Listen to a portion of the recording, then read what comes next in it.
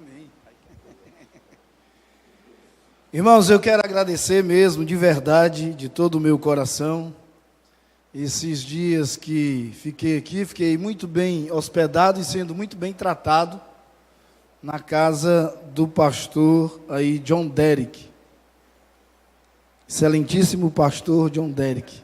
Isso foi uma brincadeira de hoje pela manhã aqui, mas fui muito bem tratado lá. Graças a Deus pelo nosso reencontro depois de tantos anos.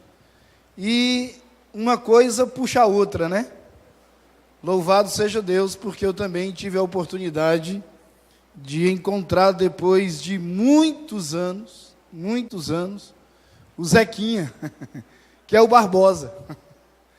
Né? E depois de muitos anos mesmo, fazia muito tempo que também a gente não se via, a gente teve o privilégio de se conhecer há algum tempo e estávamos afastados aí pelo tempo e pela geografia, morando em lugares diferentes. E através do Zequinha, aí eu já fiz contato hoje com o Joanes. Joanes é irmão do Zequinha, e aí o Zequinha mandou, o irmão Barbosa. O Barbosa mandou então a mensagem para o Joanes entrou em contato comigo, e eu nem sabia que o Joanes já é pastor. E através de tudo isso, já está se configurando aí, é claro, falta alguns acertos e uma confirmação, mas já está se configurando um convite para eu ir pregar em Blumenau, em Santa Catarina. Está vendo, rapaz? Aí, então, acabou que Parnaíba me impulsionou para ir pregar em Blumenau, Santa Catarina. Mas eu não troco Parnaíba por nada. Eu fui conquistado por esse vento, por esse clima aqui mesmo, de verdade. Cidade muito agradável. Eu quero agradecer mesmo, de todo o meu coração, esses dias aqui. Amanhã eu devo estar saindo, né? Eu vou sair junto com o pastor, ele ainda vai trabalhar amanhã, está entrando de férias aí, um recesso, mas ainda vai trabalhar amanhã pela manhã, ele me dizia, e ele disse que costuma sair 7 horas da manhã. Eu digo, então eu vou sair junto, e aí retorno para Teresina. Ok, irmãos? Então, muito obrigado mesmo. Quero compartilhar um texto da palavra com os irmãos. Gostaria que você abrisse a sua Bíblia. Hoje nós vamos meditar um pouco no Antigo Testamento.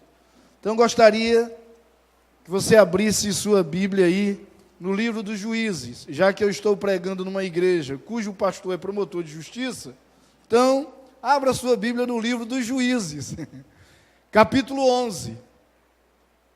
Deixe sua Bíblia aberta aí, que eu vou conduzindo você, de acordo com a necessidade aí, porque o texto desse capítulo 11, ele é um texto muito longo, conta a história de um homem chamado Jefté. Mas eu quero falar a respeito disso e trazer, quem sabe, lições para a nossa vida a partir daquilo que Deus fez na vida de Jefté. Deixa eu situar um pouco você aí dentro desse texto. Jefté é um dos personagens da Bíblia que eu mais admiro.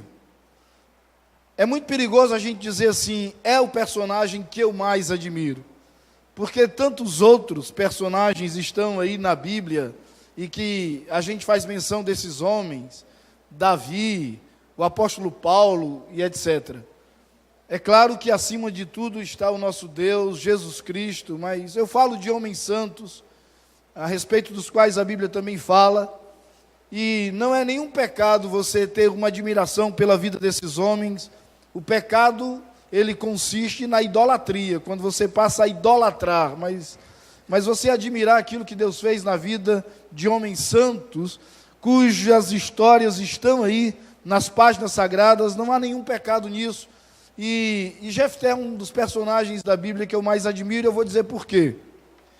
Porque Jefté, olha a história desse cara. Jefté era filho de uma prostituta. Filho de uma prostituta. Mas não só isso. A partir de um determinado momento, Jefté, ele morava na casa do pai e foi colocado para fora da casa do próprio pai pelos irmãos. Obviamente, quando o pai já havia falecido, os irmãos então expulsam Jefté de casa, porque ele não era filho legítimo daquela família, ele era filho de uma prostituta. E Jefté não tem mais casa, vai morar numa terra distante da sua terra, e ele começa a andar errante pela vida, tanto que Jefté se faz acompanhar de um bando de vadios, de delinquentes, e ele passa a sair, a andar, e provavelmente a delinquir com esses vadios, com esses delinquentes. Agora, eu admiro Jefté por causa disso? Não. A minha admiração está no fato de Jefté conseguir sair dessa situação, vencer essa situação e tornar-se um dos principais juízes de Israel. Tanto que a sua história está exatamente no livro dos Juízes. Se não for heresia o que eu vou dizer, eu acho que se nós pudéssemos contextualizar aquilo que Jefté se tornou, nós poderíamos dizer que ele tornou-se o presidente do Supremo Tribunal Federal de Israel daquela época. Agora, como é que alguém sai de uma situação tão desfavorável assim e chega nesse patamar, chega a ocupar um cargo tão elevado e tão importante para o povo de Israel, que é o fato de ser um dos juízes de Israel e chefe sobre eles? Para que você saiba e você compreenda que eu não estou inventando nada, veja que as primeiras informações que eu trouxe a respeito de Jefté, elas estão nos 3 primeiros versículos, aí desse capítulo 11. Eu vou ler para você. Era então Jefté, o Gileadita, homem valente, porém filho de uma prostituta. Gileade gerara Jefté. Também a mulher de Gileade lhe deu filhos, os quais, quando já grandes, expulsaram Jefté e lhe disseram: não herdarás em casa de nosso pai, porque és filho de outra mulher. Então Jefté fugiu da presença de seus irmãos e habitou na terra de Tobi. E homens levianos, talvez alguma tradução traga vadios, mas enfim, homens levianos se ajuntaram com ele e com ele saíam. Agora, olha o que começa a acontecer a partir do versículo 4. Passado algum tempo, pelejaram os filhos de Amon contra Israel. Quando pelejavam, foram os anciãos de Gileade buscar Jefté na terra de Tobi. E disseram a Jefté: vem e ser nosso chefe, para que combatamos contra os filhos de Amon.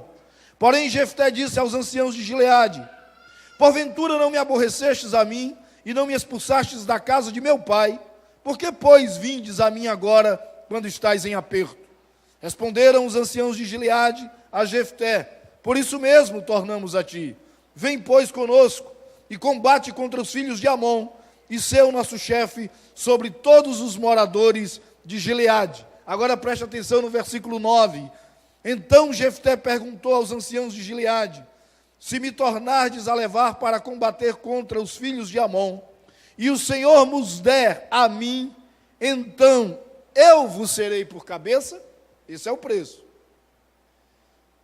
E aí o versículo 11 diz aquilo que Jefté se tornou. Então Jefté foi com os anciãos de Gileade, e o povo pôs por cabeça e chefe sobre si. E Jefté proferiu todas as suas palavras perante o Senhor em Mispa. Tinha sido expulso, toda aquela história que eu disse, você viu aí que é verdade, era filho de prostituta, os irmãos botaram ele para fora de casa. Saiu agora com um grupo de vadios. Só que tem uma coisa: um grande e poderoso exército se levanta contra o exército de Israel, que é o exército de Amon, os amonitas. E o exército de Israel não era um exército preparado para enfrentar os amonitas. Os amonitas eram um povo guerreiro, era um povo preparado para a guerra, era um povo, inclusive, que fazia com que Israel temesse esse povo. E o povo agora, temendo, lembra-se de Jefté. Por que o povo se lembra de Jefté?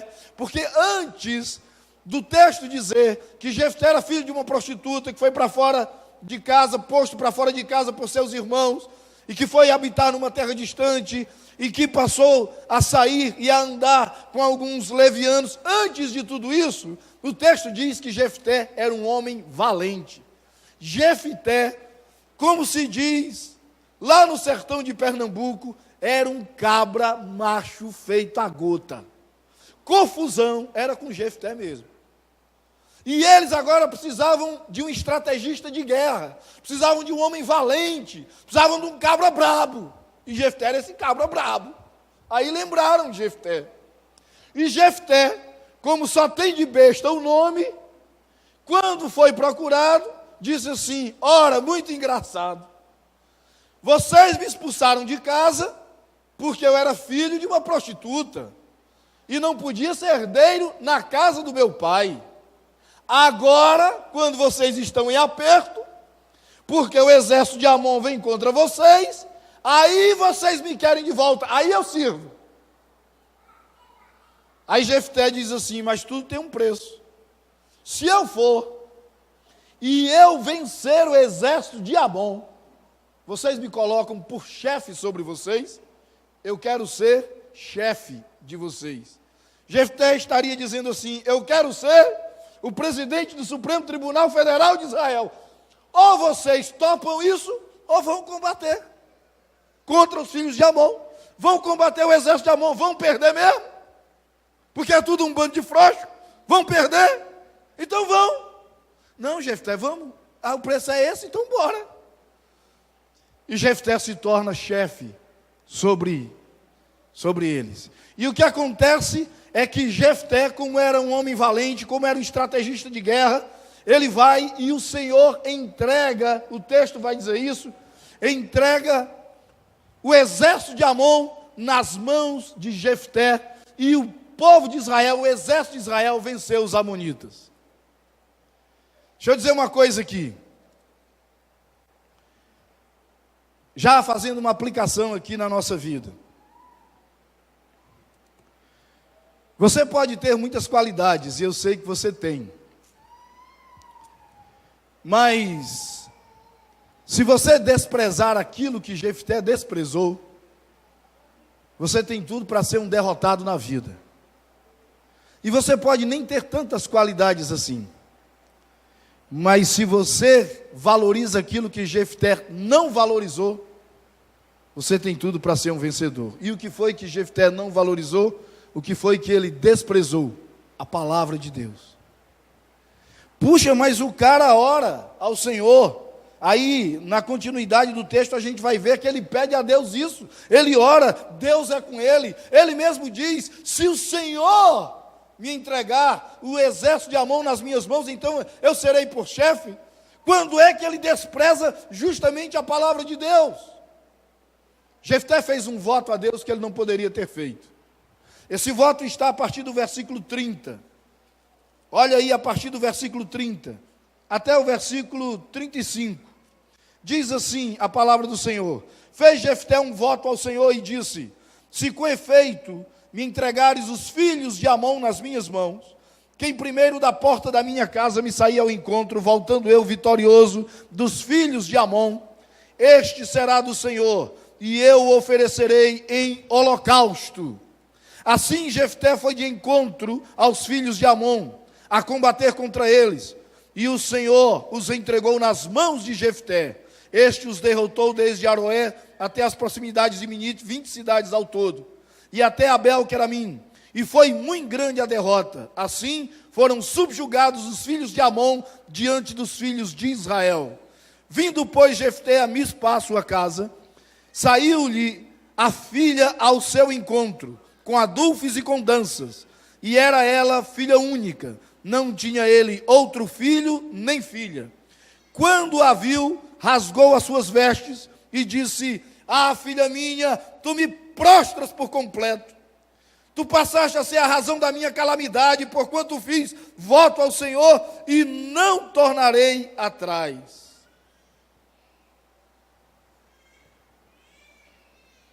Deixa eu dizer uma coisa aqui.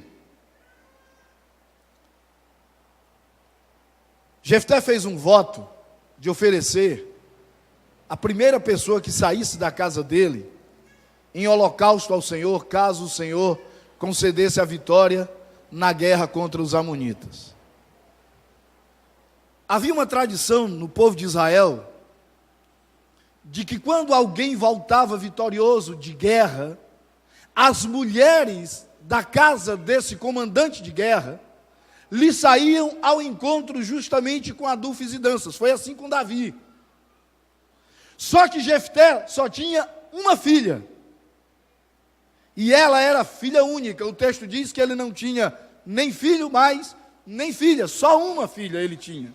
É claro que a única pessoa que lhe poderia sair ao encontro para saudá-lo, caso ele voltasse vitorioso da guerra, seria a sua filha. E ele faz um voto que ele não poderia ter feito, e eu vou explicar por que ele não poderia ter feito. Ele faz um voto dizendo que ofereceria em holocausto. Eu sei que existe, e eu tenho aqui pastor, que é promotor de justiça, tem pastor auxiliar aqui, tem pastor presbiteriano aqui, e os presbiterianos estudam muito. Tem gente que tem calvinista roxo aqui. Uma brincadeira com o irmão aí. Eu sei que existem alguns teólogos de plantão. E eu sei que existe uma polêmica a respeito desse texto sobre o voto de Jefté. Alguns dizem que, e eu não vou entrar na polêmica, alguns dizem que o voto de Jefté foi no sentido de que essa menina não poderia casar. E isso, de fato, já seria uma tragédia, porque uma mulher que não conseguisse gerar filhos, ou que não pudesse, por alguma razão, por um voto, gerar filhos, era considerada maldita. E ele, como só tinha essa filha, caso ela não casasse e não gerasse filhos, ele não teria descendência. Isso seria uma maldição. Seria muito ruim. E pode ser que isso tenha acontecido, porque na continuidade do texto, e faltam poucos versículos para concluir a perícope, a partir do verso 36 até o 40, está dito o seguinte: e ela lhe disse: Pai meu, fizeste voto ao Senhor, faze, pois, de mim segundo o teu voto, pois o Senhor te vingou dos teus inimigos, os filhos de Amon. Disse mais a seu pai: concede-me isto, deixa-me por 2 meses, para que eu vá e desça pelos montes e chore a minha virgindade, eu e as minhas companheiras. Consentiu ele, vai, e deixou-a ir por 2 meses. Então se foi ela com as suas companheiras e chorou a sua virgindade pelos montes. Ao fim de 2 meses, tornou ela para seu pai, o qual lhe fez segundo o voto por ele proferido. Assim, ela jamais foi possuída por varão. Daqui veio o costume em Israel, de que as filhas de Israel saíssem por 4 dias, de ano em ano, a cantar em memória da filha de Jefté, o Gileadita. É provável que tenha acontecido isso mesmo. Mas sabe no que eu creio, mesmo, de verdade? Que Jefté pode ter consentido isso. O texto diz que ele consentiu. E essa menina morreu virgem, e ele não teve descendência. E saiu a chorar a sua virgindade. Mas eu tive o cuidado, me permita dizer isso aqui, eu tive o cuidado de ler esse texto. A versão que eu li é a tradução de João Ferreira de Almeida, versão atualizada. Eu tive o cuidado de ler esse texto na tradução de João Ferreira de Almeida, versão corrigida. Eu tive o cuidado de ler esse texto na Bíblia, na tradução inglesa da King James, de 1611. Eu tive o cuidado de ler esse texto no seu original hebraico. Eu tive o cuidado de ler esse texto num texto que existe, que é a tradução do Antigo Testamento em grego. E todas essas traduções usam a mesma palavra holocausto. Quando ele pensou em fazer o voto, ele pensou em holocausto. E o que é um sacrifício de holocausto? Sacrifício de holocausto significaria, no caso de um cordeiro, cortar aquele sacrifício em pedaços, colocar sobre o altar e atear fogo. Sacrifício de holocausto implica nisso. Se ele não fez e concedeu que ela chorasse a sua virgindade, mas no momento que ele faz o voto, o que estava na cabeça dele era realmente praticar o holocausto com aquele que saísse ao seu encontro e quem sai é a sua filha. Por que ele desprezou a palavra de Deus? Porque em Deuteronômio, capítulo 18, versículo 10, diz o seguinte, o Senhor falando para o povo de Israel: não se achará entre ti quem faça passar pelo fogo nem o seu filho e nem a sua filha. E ele desprezou essa palavra. E o que é que acontece? Acontece aquilo que ele mesmo diz: ah, filha minha, tu passas a ser a razão da minha calamidade. Tu me prostras por completo, porque eu fiz um voto ao Senhor e não posso voltar atrás desse voto. Concluindo aqui, não é ainda a conclusão do sermão, não vou dizer isso. Concluindo aqui a aplicação. Porque se eu digo concluindo, você pensa que é a conclusão do sermão? Aí eu vou falar um pouco mais, você vai dizer, e não era para concluir? Eu mesmo tenho muita raiva disso, quando o cara diz assim, vou concluir. Aí ele fala mais 1 hora. Por que esse infeliz disse que ia concluir? Porque aí você fica esperando, cadê a conclusão? Então não é a conclusão do sermão ainda. Me dê um pouco mais de tempo. Mas, quando eu digo para concluir, a questão da aplicação. Se você desprezar a palavra de Deus, seja você quem for, você pode até ser um visitante aqui nessa noite, e me permita dizer isso a você. Você tem tudo para ser um derrotado na vida. Agora, se você não tem tantas habilidades assim, mas você tem a palavra do Senhor como referência para a sua vida, como regra de fé e de prática, você tem tudo para ser um vencedor. É isso que eu quero dizer para você. E me permitam dar um pequeno testemunho aqui. Eu comecei na sexta-feira, falei muito pouco, mas eu disse alguma coisa na sexta-feira aqui, a respeito daquilo que Deus fez na minha vida, de onde Deus me tirou. Muita gente não estava aqui, eu percebo, pela quantidade de pessoas que estão nesse lugar, porque sexta-feira não tinha essa quantidade não. Poucas pessoas estavam aqui na sexta-feira, o que significa dizer que muita gente não estava aqui.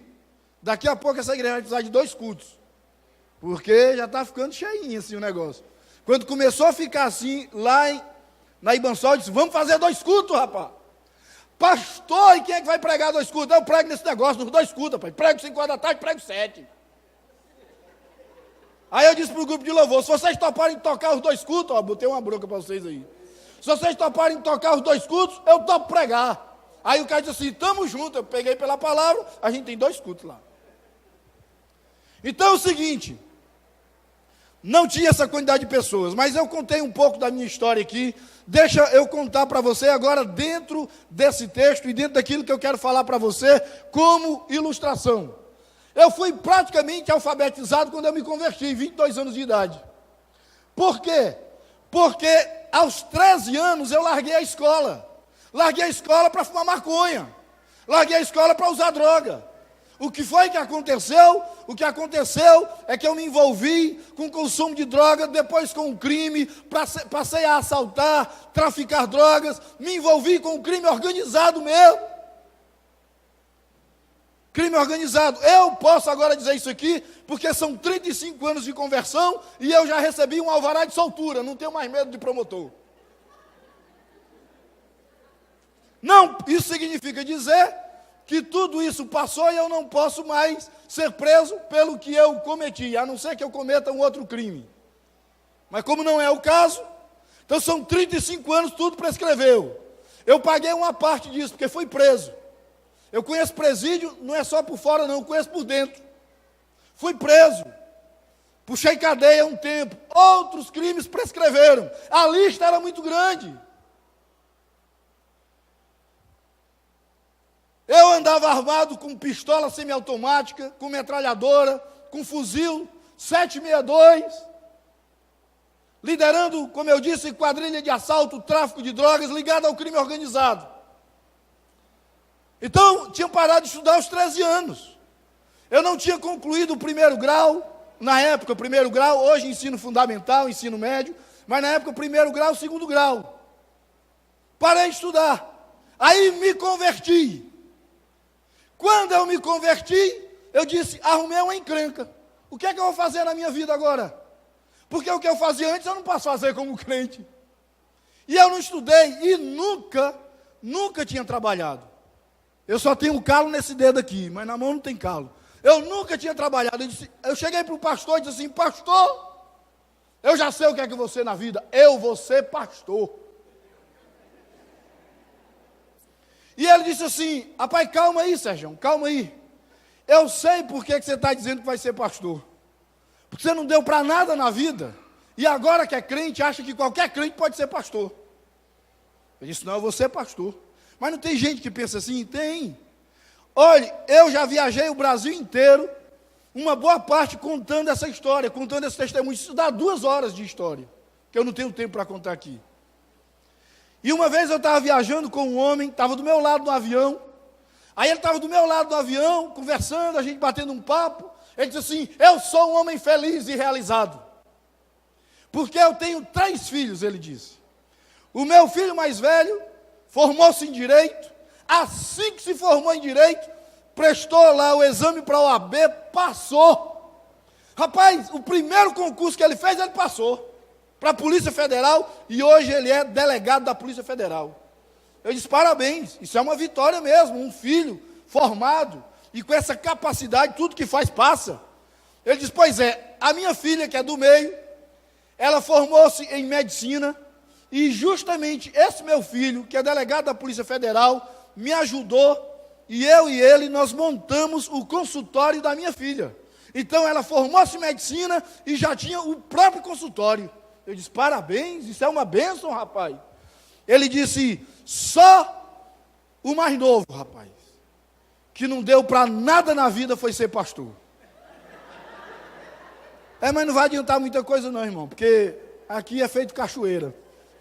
Aí ele lembrou de perguntar o que é que eu fazia na vida. Eu disse, o que é que você faz na vida? Meu jovem, porque eu era jovem em relação a ele. Aí eu disse para ele, eu sou pastor. Eu disse, eu sou aquele seu filho que não deu para nada na vida.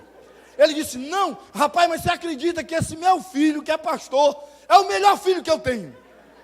Rapaz, esse menino é uma bênção. Os outros gostam de sair, ir para a noite, uma bebidinha. Esse menino nunca me deu trabalho. Eu disse, não precisa se justificar, eu estou acostumado com isso. Tem gente que pensa assim. O meu pastor, o pastor da minha conversão, que não foi o pastor Samuel, eu já fui bem depois lá para a igreja onde nós nos encontramos, eu e o pastor Johnny, na época em que nós éramos jovens, faz tempo isso.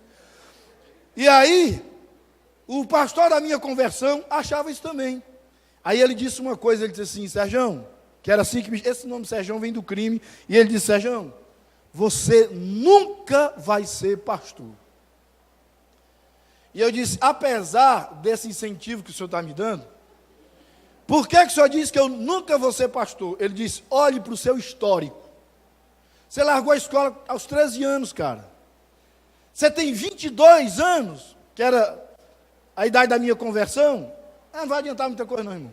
22 anos, que era a idade da minha... Ele disse, e nem o primeiro grau você tem, cara.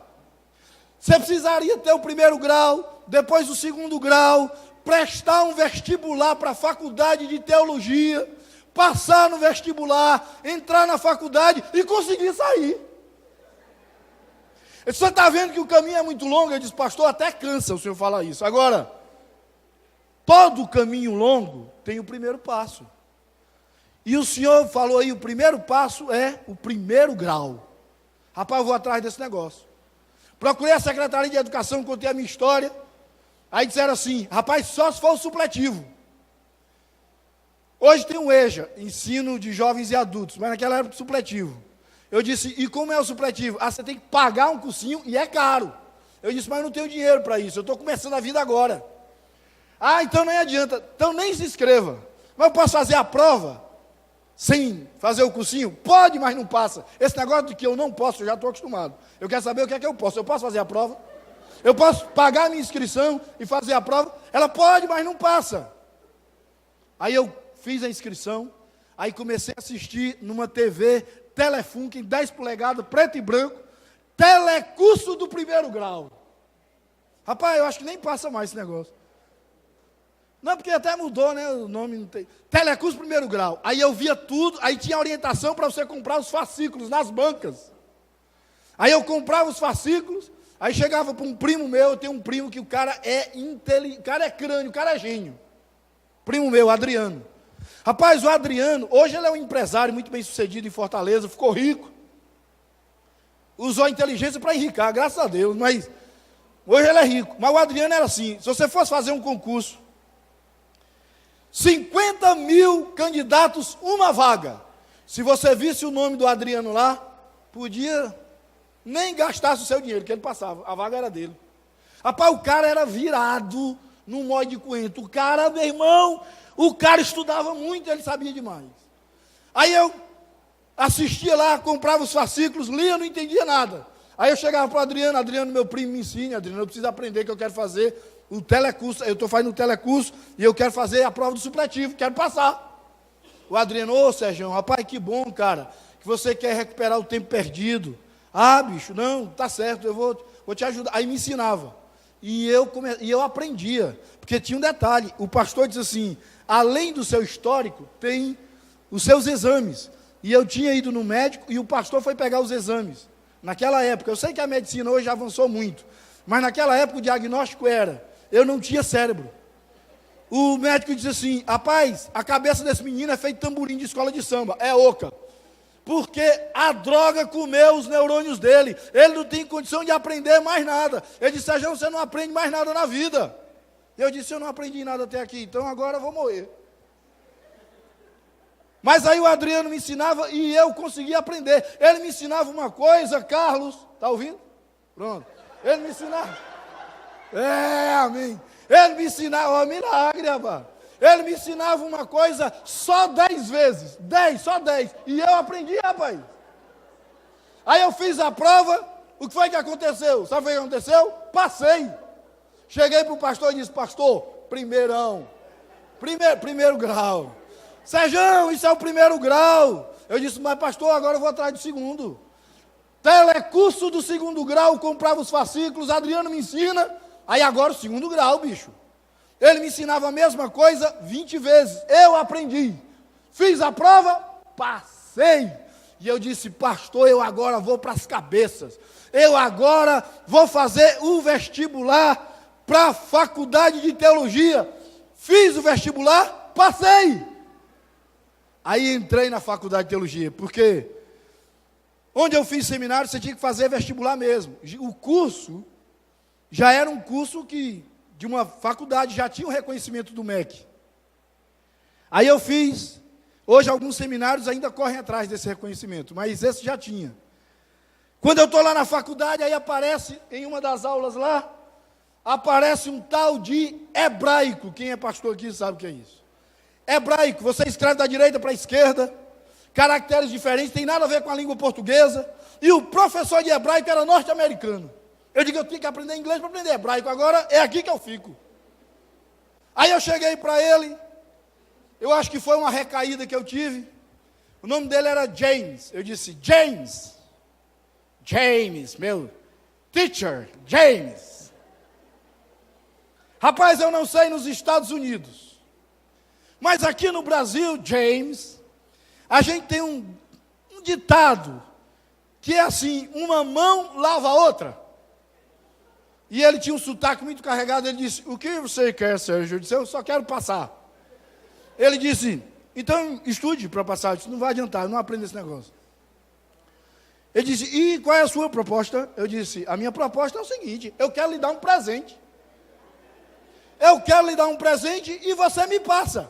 Ele disse, isso é suborno. Não, suborno não, isso é uma palavra muito feia. Eu lhe dou um presente e o senhor, por gratidão, me passa. Simples assim. Ele disse, eu não quero seu presente. Se você não estudar, eu vou pegar no seu pé. Você não vai precisar, você vai morrer aqui na faculdade. Aí eu disse, então esqueça o que eu disse antes, porque estava melhor do jeito que estava, porque agora se o senhor vai me perseguir. Arrumei, foi uma confusão. Aí eu juntei o dinheiro e disse, esse negócio de hebraico, isso é coisa de judeu. Contratei um judeu, Farid. O cara falava 23 idiomas, claro, dentre eles o hebraico. E eu disse, Farid, abra a minha cabeça, abra, e bota o hebraico dentro. Abra a minha cabeça e bota. Você entendeu, Farid? Você abre e bota o hebraico dentro. Aí o Farid começou a me ensinar, eu comecei a aprender, rapaz. Aí comecei a aprender, comecei a tirar 10 em hebraico, ó. Chegava pro James, preciso de teu... É, meu irmão, bota uma prova mais difícil aí, meu irmão.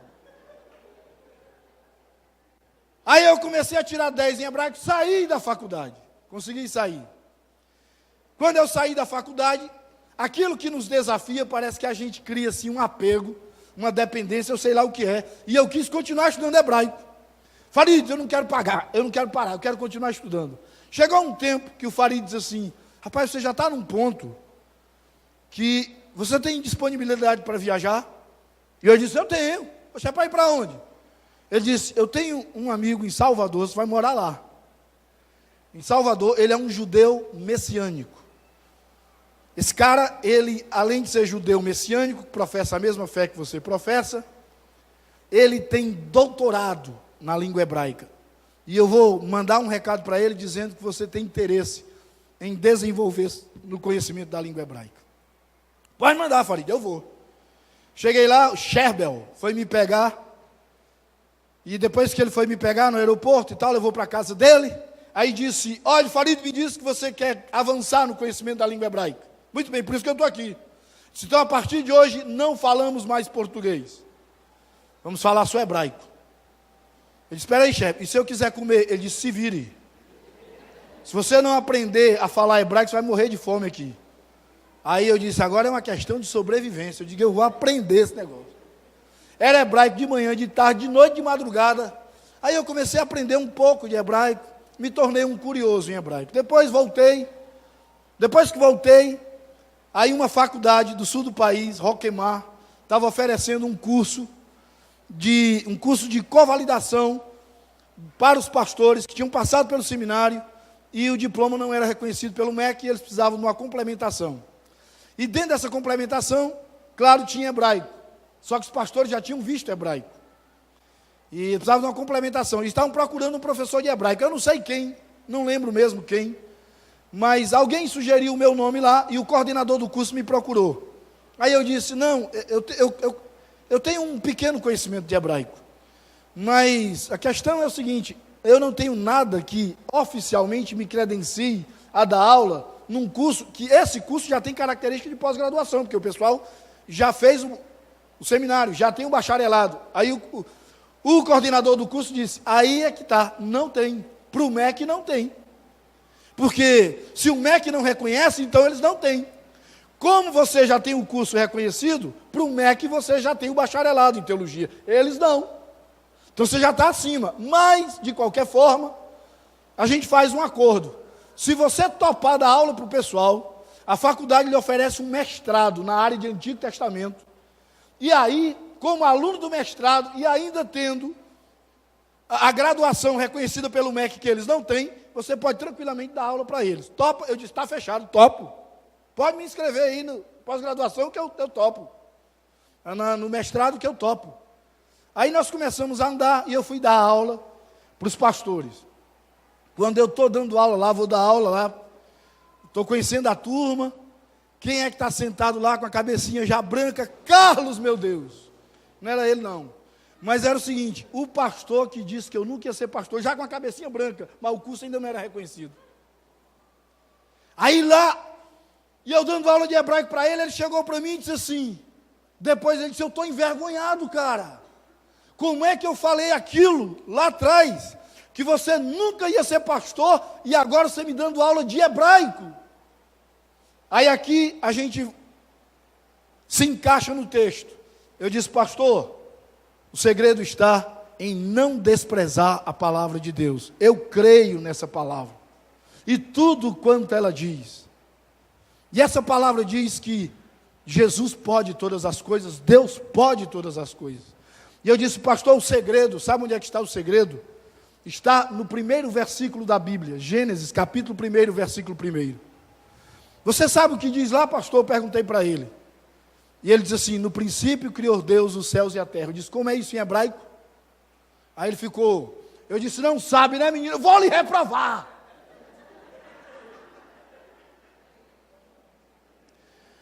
E eu disse, pastor, esse texto, no princípio criou Deus os céus e a terra, em hebraico é assim, o segredo está no verbo bará, no princípio criou Deus. Por que o segredo está no verbo? Porque bará é criar do nada, do vazio. É criar numa situação onde não existe a menor possibilidade de alguma coisa acontecer. É a palavra, bará é a palavra criadora de Deus, só Deus cria do nada. Bará não se aplica, por exemplo, a esse púlpito, porque a matéria-prima já existia, a madeira. Alguém trabalhou a madeira e fez o púlpito. Bará é criar do vazio. É quando Deus olha para a terra que era sem forma e vazia, e a escuridão pairava por sobre as águas, a escuridão pairava por sobre o caos, Deus olha e diz, haja luz, houve luz.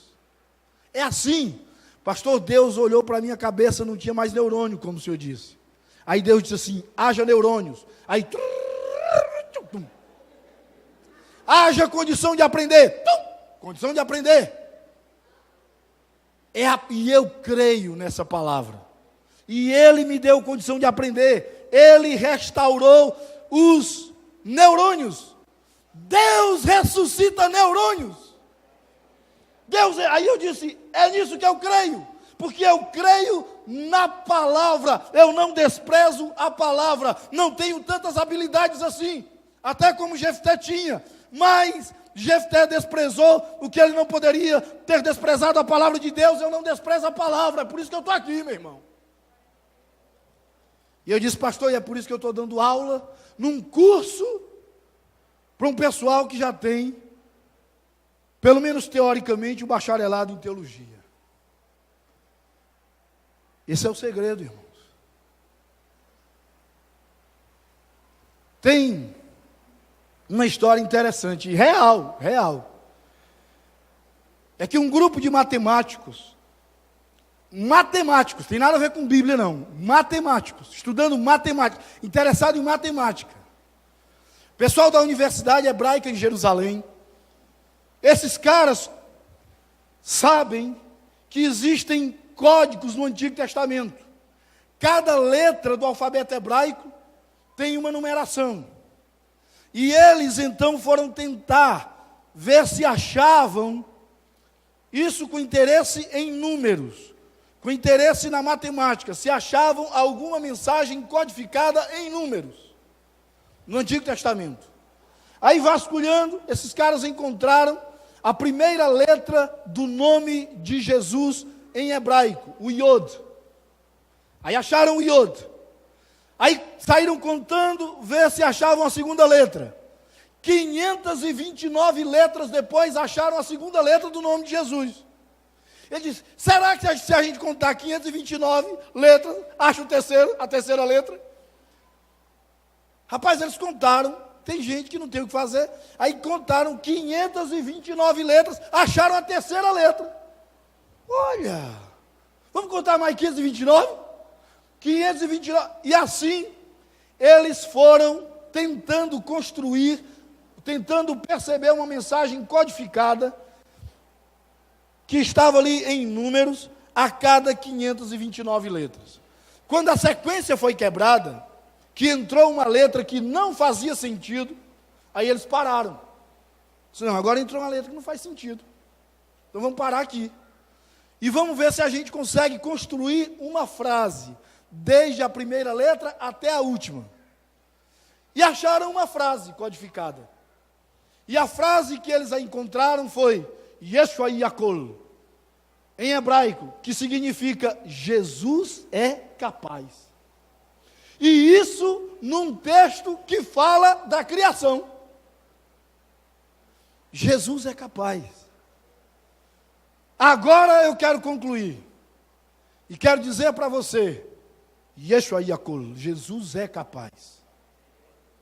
Eu não sei qual é a sua necessidade. Eu não sei o que é que você precisa. Eu não sei o que você veio buscar aqui. Mas eu quero dizer para você que Jesus é capaz. Se Ele me deu condição de aprender hebraico, Ele é capaz de fazer qualquer coisa na sua vida. Na sua vida. Creia nisso. Creia na palavra do Senhor. Que é essa palavra que nos assegura a capacidade de Jesus de realizar na nossa vida. Creia nisso. E saia daqui nessa noite, não como você entrou, mas saia daqui transformado, renovado, cheio, transbordante da graça, do poder de Deus, e no coração, carregando aquilo que você veio buscar, porque Yeshua Yakul, Jesus é capaz. Que Deus nos abençoe. Quero passar a palavra para o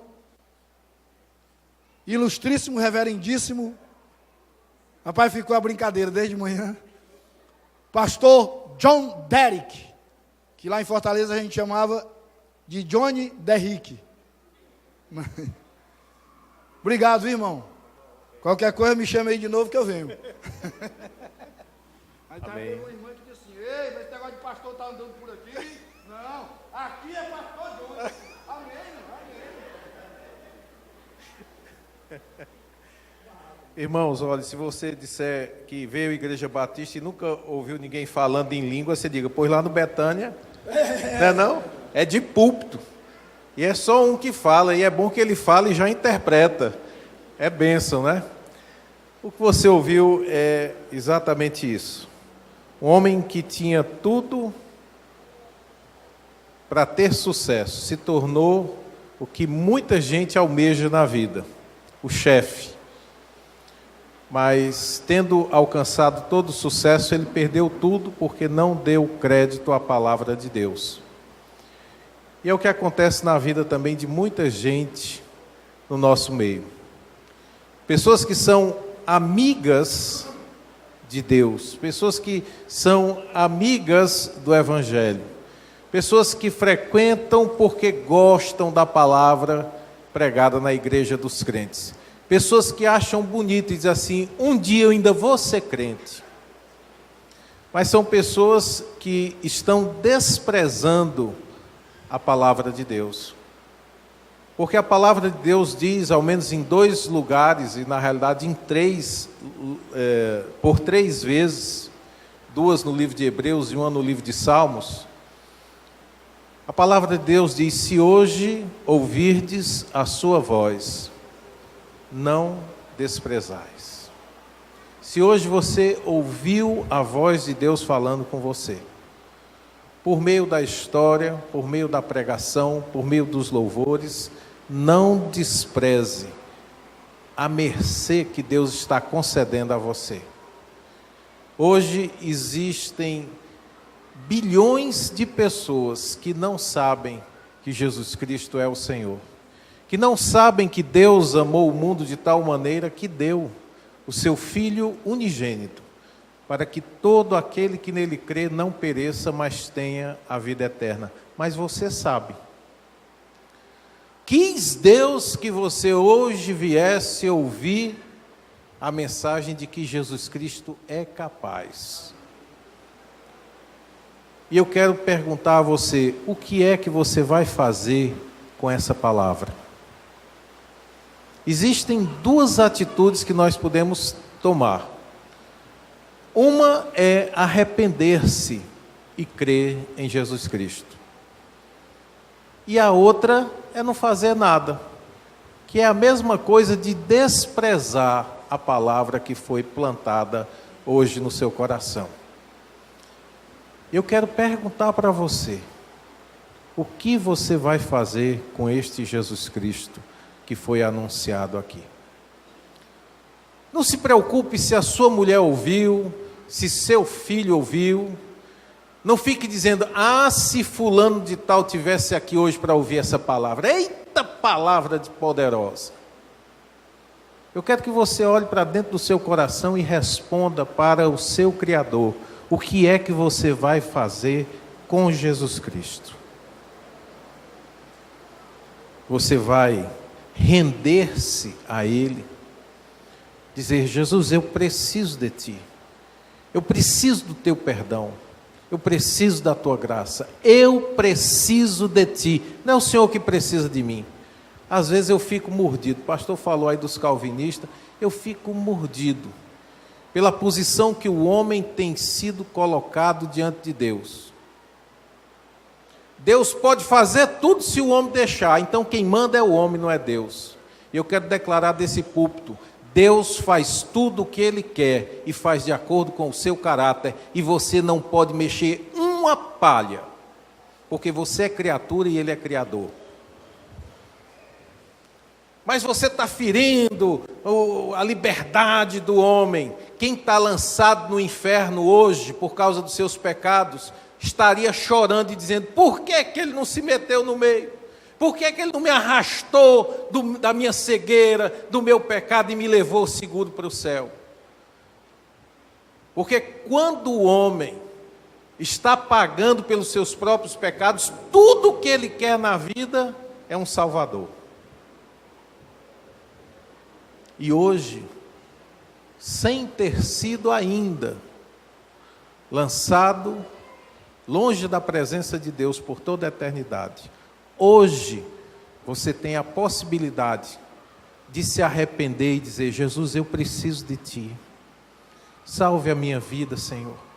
O Senhor pode me aceitar. Não venha com essa história, aceite a Jesus, como se Jesus fosse um prêmio de consolação para alguém. É uma vergonha alguém dizer: aceite Jesus.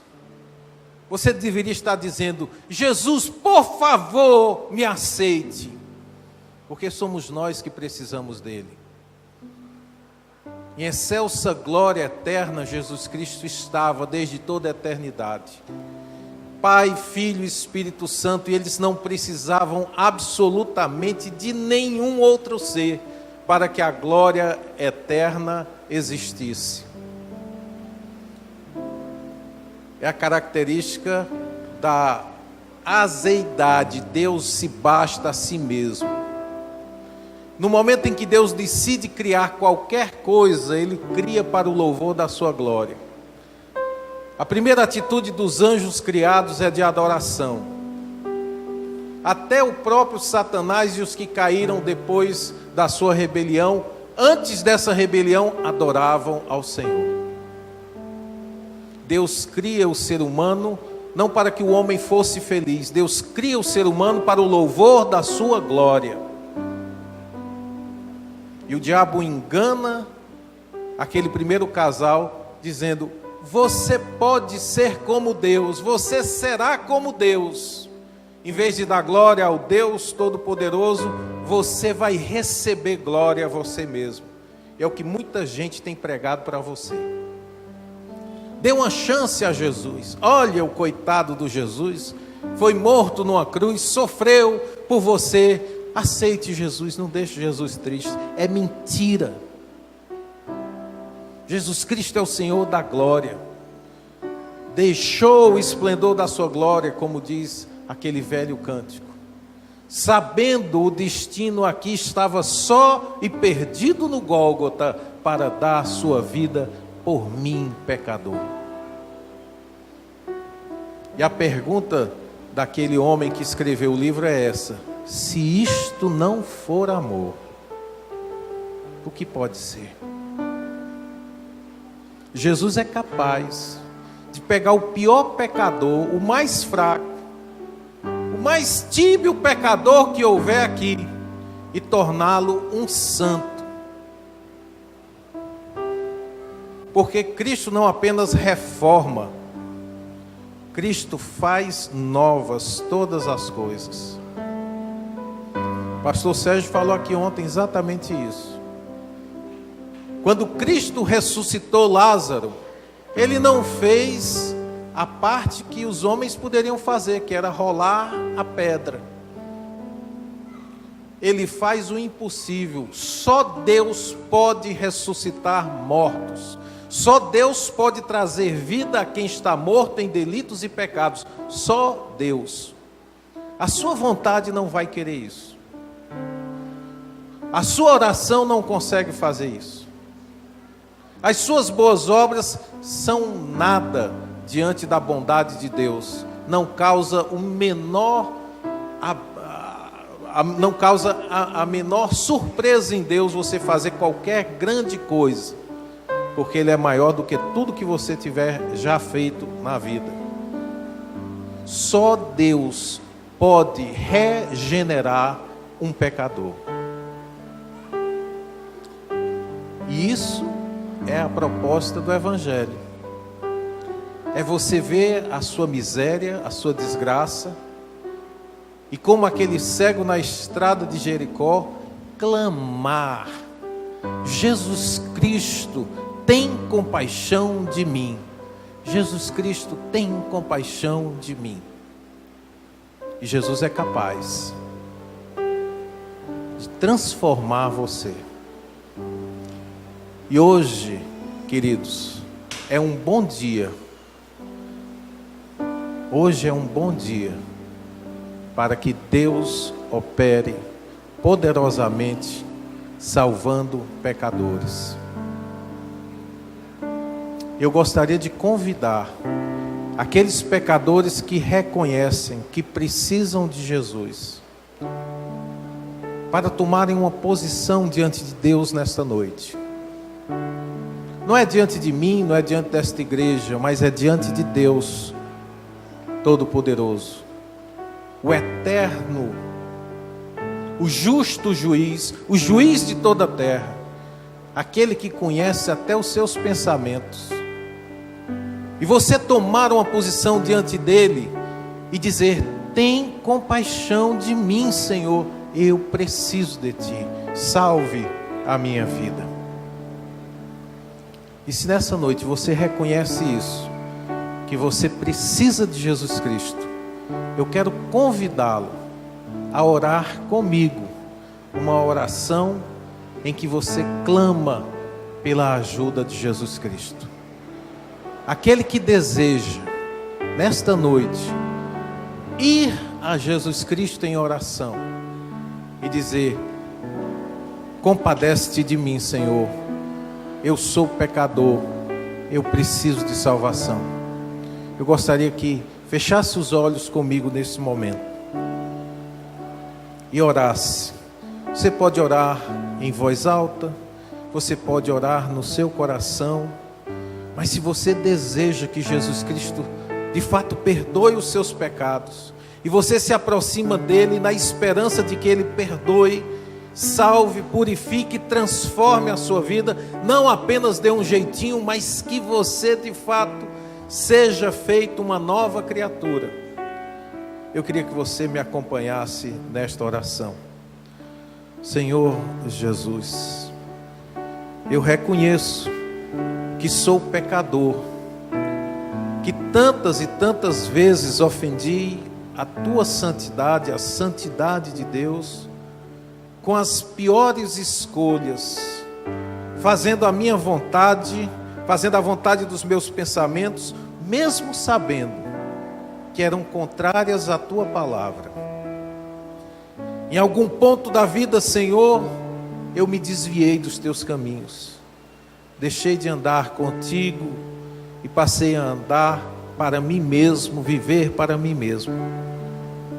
Mas esta noite, neste lugar, eu quero te pedir, Salvador, que tu tenhas compaixão da minha vida e salves este pecador que vem na tua presença, de cabeça baixa, de olhos fechados, até molhados pelas lágrimas. Eu venho a ti para pedir que o Senhor me aceite como uma das tuas ovelhas.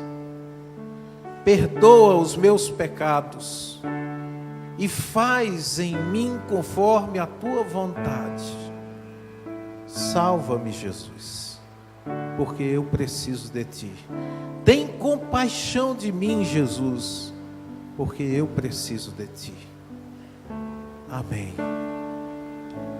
Senhor Jesus, Deus amado, nós te louvamos, porque a tua palavra foi anunciada, porque o Senhor é capaz, e é o único capaz, de trazer vida a ossos secos, a vidas secas, a mentes vazias, a corações carregados de pecado. Tu és o único capaz de reverter a maldição sobre nós e nos dar uma vida nova, uma vida que agrade ao Senhor.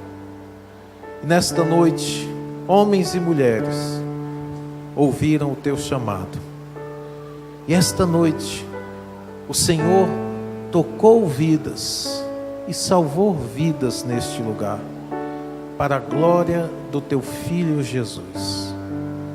E eu peço, Senhor, que a boa obra que tu iniciaste hoje neste lugar a aperfeiçoe até a volta do teu Filho Jesus Cristo a este mundo, quando haveremos de nos encontrar com Ele nas nuvens, para nunca mais deixá-lo. Abençoa o teu povo, meu Pai, aqui reunido neste lugar. Abençoa o teu servo, o pastor Sérgio, que trouxe esta palavra dos céus para o nosso coração.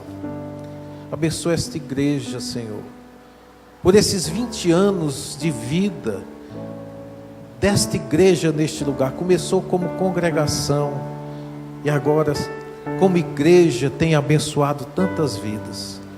Abençoa a sua igreja mãe, a primeira igreja batista aqui em Parnaíba. Pastor Ricardo e a irmã Alba, pastor Sérgio, que os teus servos naquele lugar sejam também abençoados. E a nós, Senhor, dispensa mais graça, paz e misericórdia. Que o ano de 2018 de fato faça diferença na vida desta cidade e desta igreja, por meio do ministério, do serviço dos teus filhos que aqui congregam. Dá-nos ousadia no teu Espírito Santo, para que mais pessoas conheçam o Jesus que salva, o Jesus que muda vidas, o Jesus que é Senhor sobre todos. É o que nós pedimos, Senhor, e agradecemos pelo teu favor a nós dispensados, em nome de Jesus. Amém.